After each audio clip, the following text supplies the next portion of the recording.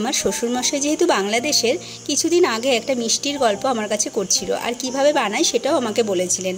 তো আজকে আমি বানিয়ে সেটা আমার শ্বশুরমশাইকে খাওয়াবো। শুধু শ্বশুরমশাই না, সবাই খাবো।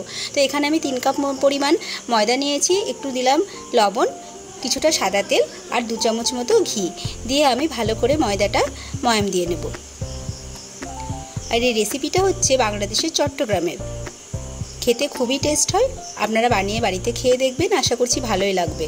তো দেখে নিলাম ময়ামটা ঠিকমতো দেওয়া হয়েছে কিনা। এবার সামান্য পরিমাণ জল দিয়ে দিয়ে ভালো করে ধীরে ধীরে আমি ময়দাটা মেখে নিলাম। ময়দাটা এইভাবে সফট করে মাখতে হবে। তারপরে এটা ঢাকা দিয়ে রেখে দেব। 15 থেকে 20 মিনিট ঢাকা দিয়ে রেখে তারপরে ঢাকনাটা তুলে আমি এটা একটা একটা করে লেচি করে নেব।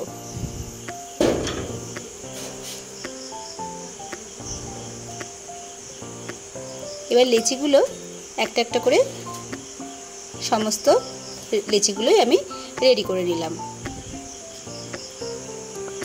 এবার এই লেচিগুলোকে আমি বেলে নেব। ময়দা দিয়ে কিংবা আটা দিয়ে আপনারা বেলে নেবেন।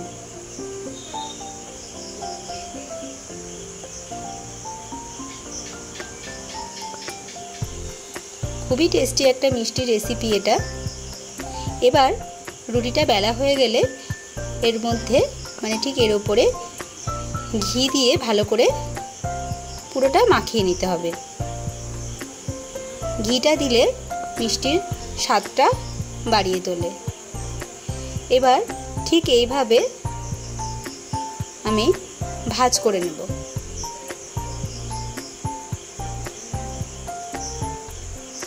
এইভাবে কুচি দেওয়ার মতো করে ভালো করে ভাঁজটা দিয়ে নিতে হবে।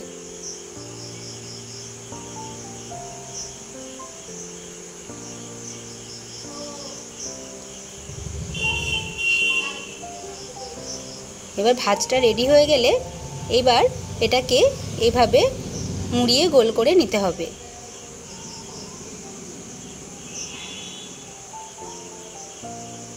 এইভাবে একটা একটা করে এগুলো রেডি করে নিতে হবে। আমার শ্বশুরমশাই খুবই খেতে ভালোবাসেন, তবে ভাত রুটির থেকে উনি নানান রকম জিনিস বানিয়ে দিলে বেশি ভালো খায়। তবে শুধু শ্বশুরমশাই খায় যে সেটা না, আমরা সবাই খাই।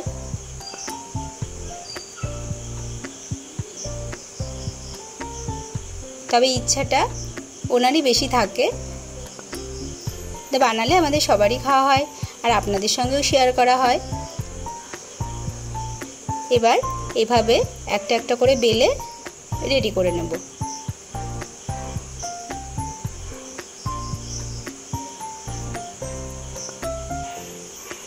আমার এদিকে বেলা কমপ্লিট হয়ে গেছে। এবার আমি একটা কড়াইয়ে কিছুটা পরিমাণ জল দেব।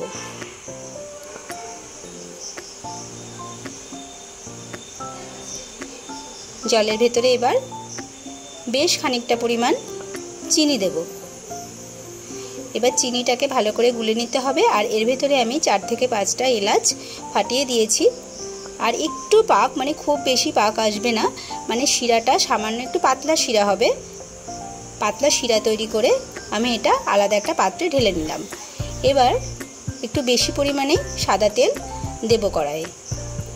তেলটা গরম হয়ে গেলে এবার যে লুচির মতো বেলে রেখেছিলাম সেগুলোকে ভালো করে লাল লাল করে ভেজে তুলে নেব। ঠিক এরকম কালার আসবে, তারপরে এগুলোকে আস্তে আস্তে একটা একটা করে ভেজে তুলে রাখবো। এবার যে শিরাটা বানিয়ে রেখেছিলাম চিনির, তার ভেতরে ভালো করে চেপে চেপে এটাকে খানিকক্ষণের জন্য ভিজিয়ে রেখে তারপরে তুলে নেব।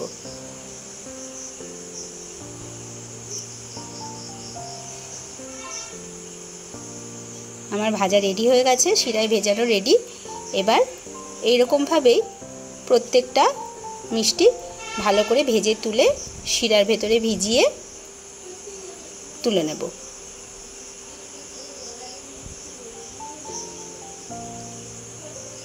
এটা না খেলে আপনারা বুঝতে পারবেন না যে এটার এতটাই টেস্ট। এবার এটাকে ভালো করে চিনির শিরা উপর দিয়ে সার্ভ করে দেবেন। দেখি আমার শ্বশুরমশাই খেয়ে সেই টেস্ট ফিরে পান কিনা। হয়তো সেই টেস্ট ফিরে পাবেন না, তবুও দেখি, চেষ্টা তো করলাম। আর দেখুন কি সফট হয়েছে, দারুণ দারুণ সফট হয়েছে আর খেতে দুর্দান্ত হয়েছিল। আমি যেইভাবে বানিয়ে দেখালাম আপনাদেরকে, ঠিক সেইভাবে আপনারা বানানোর চেষ্টা করবেন। যে আপনি একবার মনে আছে সেই চট্টগ্রামে সেই বকরখানি মিষ্টির রেসিপি বলেছিলেন, আপনি খেতেন ছোটবেলায় বকরখানি মিষ্টি, সেই বড় বড় লুচির মতো বলেছিলেন না একবার, ওটা আজকে বানিয়েছি। খেয়ে দেখেন তো বাবা কেমন হয়েছে, খেয়ে বলবেন হ্যাঁ কেমন হয়েছে। তো বন্ধুরা, আজকের ভিডিওটা এ পর্যন্তই। আশা করছি আপনাদের সবার খুব ভালো লাগবে। আপনারা সবাই ভালো থাকবেন, সুস্থ থাকবেন, সাবধানে থাকবেন। আবার দেখা হবে নেক্সট ভিডিওতে অন্যরকম নতুন রকম আরেকটা রেসিপি নিয়ে। ভালো আছে, খুব ভালো হয়েছে।